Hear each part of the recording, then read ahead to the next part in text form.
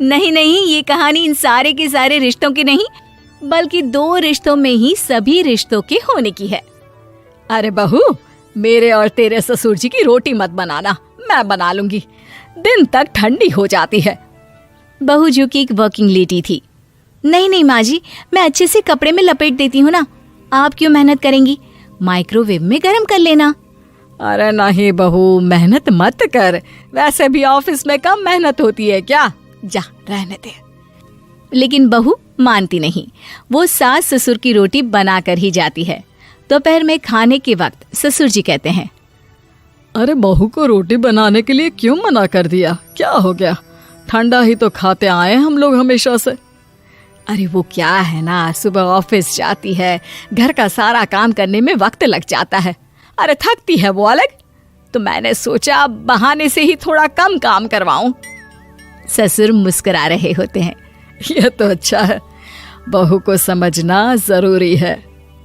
वक्त बीत रहा था, घर में सब खुश थे कि एक दिन, माँ जी आप शाम को थोड़ा टहलने निकला करें, घर पर रह रहकर हड्डियां जाम होती है, पापा को भी ले जाया करिए, मैं वक्त पर तो आ जाती हूँ। बहू ठीक 5 बजे ऑफिस से घर आ जाती है। फिर चाय नाश्ता बनाकर सास ससुर के साथ बैठती, उन लोगों को सारा दिन का हाल बताती। रात को पति घर आता है। क्या बात है बेटा, ऑफिस से आकर कभी हम लोगों के साथ भी बैठा कर। अरे माँ, दिन रात काम करके मन ही नहीं करता, अगले दिन की फिर तैयारी होती है, आप और पापा ही कमरे में आ जाओ। इससे अच्छी तो बहू है, कितना भी थकी रहे, घर आकर हम लोगों के लिए चाय नाश्ता बनाना, फिर बातें करना। बहू ना होती तो हम बुढ़ा बुढ़िया तो बैठे ही रह जाते। सास और ससुर अब बहू के कहने पर शाम की सैर पर निकलने लगते हैं। सास की कई सहेलियां बनती है तो ससुर को भी कुछ बुजुर्ग लोगों का ग्रुप मिल जाता है। कैसा रहा सहेलियों के साथ शाम का वक्त? हम लोगों ने तो भाई खूब योगा किया। अरे हम लोगों को गप्पों से फुर्सत ही नहीं होती। वैसे मिसेस मल्होत्रा आज बहू के बारे में कुछ बोल रही थी। तभी वहां ऑफिस से बहू आ जाती है जो जींस और टॉप में होती है।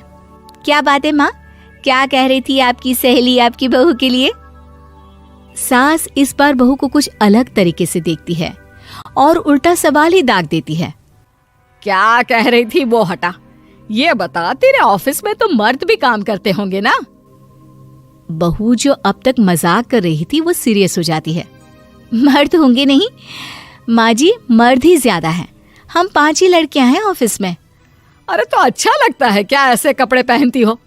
कल से तुम ना साड़ी पहनकर ऑफिस जाना, और हाँ, शाम का नाश्ता थोड़ा जल्दी बनाया करो, नाश्ता बनाकर बाद में ही ऑफिस के कपड़े चेंज करने जाना। बहू को समझ में नहीं आता कि सास को हो क्या गया है, लेकिन वो कुछ नहीं कहती, सीधे किचन में जाकर चाय नाश्ता बनाती है और सास ससुर को दे देती है। अगले रोज बहू ऑफिस के लिए तैयार होती है तो खूब सुंदर सी साड़ी पहनती है और ऑफिस के लिए निकलने से पहले सास और ससुर के पैर छूती है और निकल जाती है। क्या बात है, आज मेधा के ऑफिस में लग रहा है कोई फंक्शन है। अच्छा, पता नहीं, मुझे तो बताया नहीं, वैसे तो सारी बात करती रहती है। अरे देखा नहीं कैसे साड़ी पहनकर जा रही थी? अरे वो तो मैंने ही बोला है उसे। अरे अच्छा लगता है क्या रोज रोज ऐसे सूट या जींस में जाना? बहू हो, बहू बनकर रहो, और आप भी ना मेधा मेधा मत किया करिए, बहू बोला करिए, सर पर चढ़ जाएगी तो दिक्कत हो जाएगी। सास अब बहू को बहू जैसा रखने लगती है, हर बात पर रोका टोकी, हर बात पर ताने। क्या बात है, आजकल लेट आ रही हो ऑफिस से? अरे चाय के लिए भी देर हो जाती है, हम लोग फिर पार्क में भी देर से पहुंचते हैं। सभी की बहुएं वक्त से चाय नाश्ता करा देती है अपने सास ससुर को, बस एक तू ही है जो उस वक्त ऑफिस से निकलती है। माँ जी, वो एक रास्ता पुलिस वालों ने न जाने क्यों बंद कर रखा है, जिसके कारण ट्रैफिक ज्यादा हो जाता है। मैं कोशिश करूंगी कल वक्त से पहले ही निकल जाऊं। ससुर देख रहे होते हैं कि बहू अब परेशान सी रहने लगी है। एक रोज, मेधा, बेटी मेधा। जी पिताजी। बेटा देख जरा कौन सी टी शर्ट अच्छी लग रही है। वो क्या है ना, शाम को सब बदल बदल कर टी शर्ट पहनते हैं, मैं भी सोच रहा हूँ कि आज कुछ अच्छा सा पहन कर जाऊं। हाँ पिताजी, ये सही है, ये लाल वाली ना बहुत जचेगी आप पर। मेरे पापा पर भी डार्क रंग बहुत जचता है। क्या चल रहा है? अरे ससुर के सामने घूंघट तो छोड़ो, ऊपर से रंग बताया जा रहा है टी शर्ट का। अरे बहू, कोई संस्कार दिए नहीं है क्या तेरी माँ ने? बहू इस बार बहुत निराश हो जाती है। वो वहां से तुरंत अपने कमरे में चली जाती है। अब बहू घर का सारा काम करती, ऑफिस जाती, लेकिन साड़ी और सर पर पल्ला लेकर। एक बार पड़ोसन उनके घर आती है। वाह सुमित्रा बहन, बहू का तो रूप ही बदल दिया। ठीक किया, बहू बहू जैसी ही अच्छी लगती है। अच्छा चलती हूँ मैं। पड़ोसन के जाने के बाद सास बड़ी अकड़ के साथ कहती है, देखा मेरा कमाल, कैसे मैंने मेधा बहू को कंट्रोल में कर लिया। अब बारी ससुर के बोलने की थी। हाँ सुमित्रा, बिल्कुल, ये काम तो किया है तुमने, लेकिन कभी सोचा क्या खो दिया? क्या खो दिया? मैंने तो कुछ नहीं खोया जी।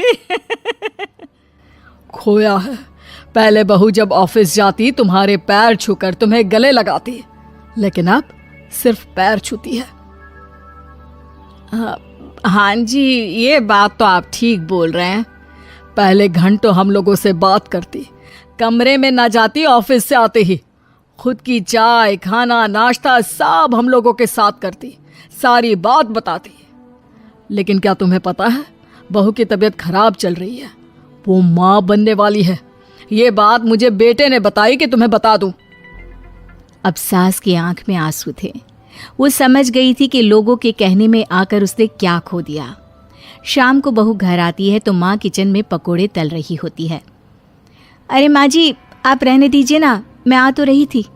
अरे नहीं, जा तू चेंज कर ले, मैं नाश्ता और चाय टेबल पर ही लगा रही हूँ मेधा।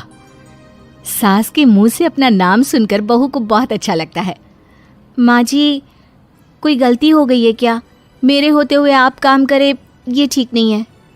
संस्कारी और समझदार बहू सास को माँ समझती है, लेकिन सास की बेवकूफ़ी उसे सास ही बनाकर रखती है।